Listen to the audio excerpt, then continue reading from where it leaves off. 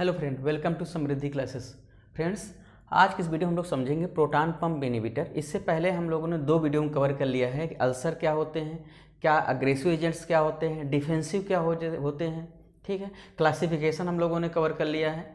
फिर हमने मैकेनिज्म भी कवर कर लिया कि प्रोटॉन पंप इनहिबिटर कैसे काम करता है, H2 ब्लॉकर कैसे काम करता है, एंटीकोलिनर्जिक ड्रग कैसे काम करती है, मीजोप्रोस्टोल कैसे काम करता है। ठीक, तो इससे हम लोग कवर कर लिया। अब हम लोग थोड़ा सा देखेंगे कि थ्योरेटिकली प्रोटॉन पंप इनहिबिटर क्या होता है, एंटी एसिड्स क्या होते हैं, एंटी एसिड के बाद ANC क्या होता है। हो सकता है कि ANC आपके 2 मार्क्स पूछा जाए कि एसिड न्यूट्रलाइजिंग कैपेसिटी क्या होती है, एंटी एसिड्स क्या होते हैं। ठीक है, प्रोटॉन पंप इनहिबिटर क्या होता है। ठीक, उसके बाद आपका एंटी एसिड अगर है तो कितने टाइप के हैं, सिस्टेमिक है कि नॉन सिस्टेमिक है, इसमें हम लोग कवर करेंगे। और दो चीज़ें हम आपसे और कहना चाहते हैं कि कोई भी वीडियो देखिए, चाहे मेरा देखिए चाहे किसी और का देखिए, लेकिन आप पूरा वीडियो देखेंगे तभी आपको समझ में आएंगे मैकेनिज्म। अगर आज आप लोग क्या करते हैं, 1 मिनट देख लिया, 1.5 मिनट देख लिया, उसके बाद क्या करते हैं, वीडियो से क्विट कर जाते हैं। तो इससे क्या होगा कि ना आपको समझ में नहीं आएगी और टाइम भी आपका क्या होगा, केवल वहाँ पर कंज्यूम हो जाएगा। तो वीडियो को प्रॉपर पूरा देखिए। हमने बताया आपको, आप केवल वीडियो आप सुनते जाइए, आपको एक बार ध्यान सुन लेंगे तो आपको पूरा मैकेनिज्म हो चाहे थ्योरेटिकल कोई पोर्शन हो, आपको डेफिनेटली समझ में आ जाएगा। तो हम लोग यहाँ पे रिवीजन की बात कर रहे हैं, 6 सेमेस्टर की हम लोग क्योंकि रिवीजन में लेके चल रहे हैं इसको। यहाँ से हमने GIT से शुरू किया हुआ है, तो आपको हम पूरा कोशिश करेंगे कि आपको बहुत कम समय है, उसको कोशिश यही रहेगी कि ज़्यादा से ज़्यादा मैटर आपको हम प्रोवाइड कर दें। तो आपको प्ले स्टोर में ज़रूर मिल जाएगा। अगर ये वीडियो आपको समझ में आता है, अच्छे से आता है, तो आप इसको लाइक करिए, सब्सक्राइब करिए और दूसरों को भी शेयर कर दीजिए, इससे उसको भी फ़ायदा मिले। चलिए हम लोग देखते हैं इसमें कि प्रोटॉन पंप इनहिबिटर क्या होता है। बेंजइमिडाजोल सब्स्टिट्यूट है। क्या है ये? बेंजइमिडाजोल सब्स्टिट्यूट है। उसके बाद क्या होता है कि अगर हम बात करें प्रोटॉन पंप इनहिबिटर की, तो क्या होता है कि ये आपको देखिए inactive at neutral pH, means अगर pH 7 की बात करें तो क्या होता है, इनएक्टिव फार्म में होता है। लेकिन जैसे pH 5 से कम हो जाता है, जैसे pH क्या होगा, 5 से कम होगा, तो क्या करते हैं कि 2 ये केटायनिक फार्म करते हैं। देखिए पहला है, देखिए sulfenic acid and sulfenamide, 2 cationic form bind करते हैं। ये कब? जब pH 4 से 5 से कम हो जाता है।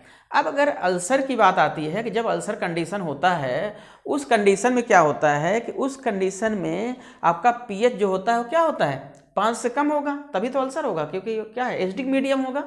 तो उस कंडीशन में, मीन्स अल्सर की कंडीशन में, यह सल्फेनिक एसिड और सल्फेनामाइड में क्या बनाता है, 2 केटायनिक फार्म बनाता है।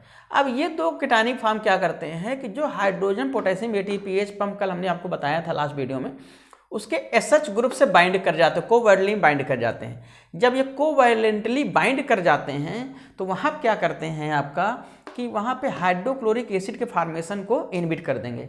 जब हाइड्रोक्लोरिक फार्मेशन इनहिबिट हो जाएगा तो वहाँ पे अल्सर काज नहीं होगा। तो ये हो गया आपका प्रोटॉन पंप इनहिबिटर।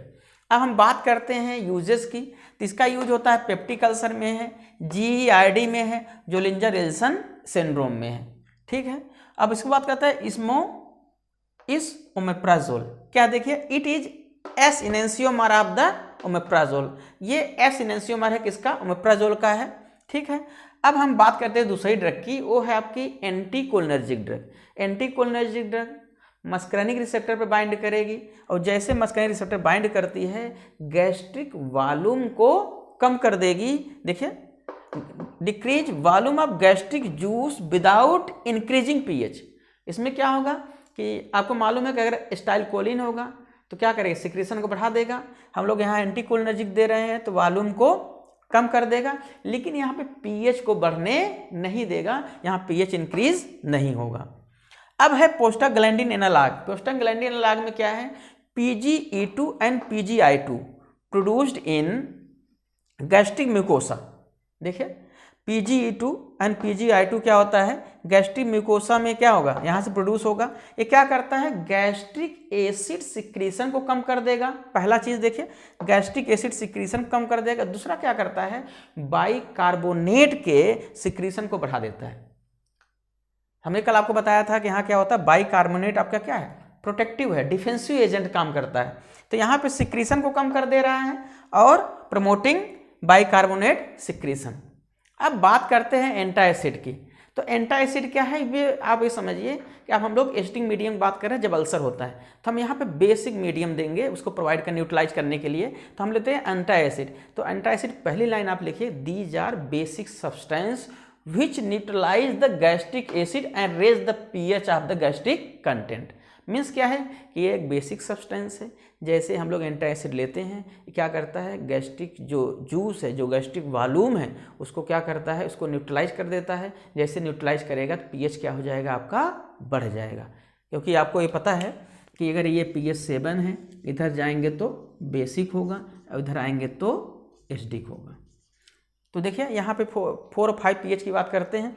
जैसे बेसिक लेंगे, ये क्या करेगा, इधर शिफ्ट कर देगा, इसका मतलब है इसको भी क्या करेगा, यहाँ पे न्यूट्रलाइज कंडीशन की तरफ शिफ्ट कर देगा। अब बात आती है कि अगर हमारा एंटासिड है, एंटासिड, उसको हम कैसे जानेंगे कि एंटासिड हमारा इफेक्टिव है कि नहीं है। उसके लिए हम उसकी कैपेसिटी चेक करते हैं, उसे बोलते हैं NC, means acid neutralising capacity, की मीन्स जो एंटासिड ले रहे हैं वाकई इफेक्टिव है कि नहीं है, उसको हम कैसे चेक करेंगे। तो उसकी जो न्यूट्रलाइजिंग कैपेसिटी है उसी को हम क्या बोलते हैं, एएनसी, एसिड न्यूट्रलाइजिंग कैपेसिटी। अब देखिए क्या है कि अगर हम number of milliequivalent of 1 normal HCl, देखिए 1 नॉर्मल HCl का, देखिए 1 नॉर्मल HCl का कितना मिली इक्विवेलेंट चाहिए pH 3.5 पे 15 मिनट में क्या करने के लिए, देखिए कि एक यूनिट डोज को एंटासिड आपका यूनिट डोज को न्यूट्रलाइज करने के लिए। तो अगर हम देखें कि 1 number of milliequivalent of 1 HCl pH 3.5 पे 15 मिनट के लिए ले आते हैं एक यूनिट डोज ऑफ एंटासिड। तो एंटासिड का जो यूनिट डोज है, अगर उसको pH 3.5 पे 15 मिनट के लिए लेते हैं तो एक नॉर्मल HCl का कितना मिली इक्विवेलेंट क्या करता है, वो न्यूट्रलाइज कर देता है, जिसे बोलते हैं क्या, एएनसी, एसिड न्यूट्रलाइजिंग कैपेसिटी। अब हम बात करते हैं कि एंटासिड कितने टाइप का होता है। तो एंटासिड 2 टाइप का होता है, पहला है सिस्टेमिक एंटासिड, दूसरा है नॉन सिस्टेमिक एंटासिड। दोनों में डिफरेंस यही है कि सिस्टेमिक एंटासिड क्या है, सोडियम बाइकार्बोनेट, सोडियम सिट्रेट, ये दोनों ब्लड में डिजॉल्व हो जाते हैं। नॉन सिस्टेमिक आपका चाहे कैल्शियम कार्बोनेट है, कैल्शियम हाइड्रोक्साइड हो, जो भी प्रिपरेशन आपकी है, एल्युमिनियम हाइड्रोक्साइड है, ये क्या है, ये ब्लड में डिजॉल्व नहीं होते हैं। जो सिस्टेमिक एंटासिड है ब्लड में डिजॉल्व होता है, नॉन सिस्टेमिक ब्लड में डिजॉल्व नहीं होते हैं। तो कभी कभी इस पर भी शार्ट नोट आता है, एंटासिड कितने टाइप के होते हैं, तो आप इसको बढ़ा लीजिएगा। एंटासिड क्या, बेसिक सब्सटेंस है, ठीक है, 2 टाइप के हैं, सिस्टेमिक और नॉन सिस्टेमिक। तो इस वीडियो में हम लोगों ने इतना ही कवर किया हुआ है। अब आप वीडियो बने रहिएगा, फिर हम लोग क्या करते हैं, इसी वीडियो में कंटिन्यू करेंगे जो इसका रिमेनिंग पोर्शन है, ठीक है।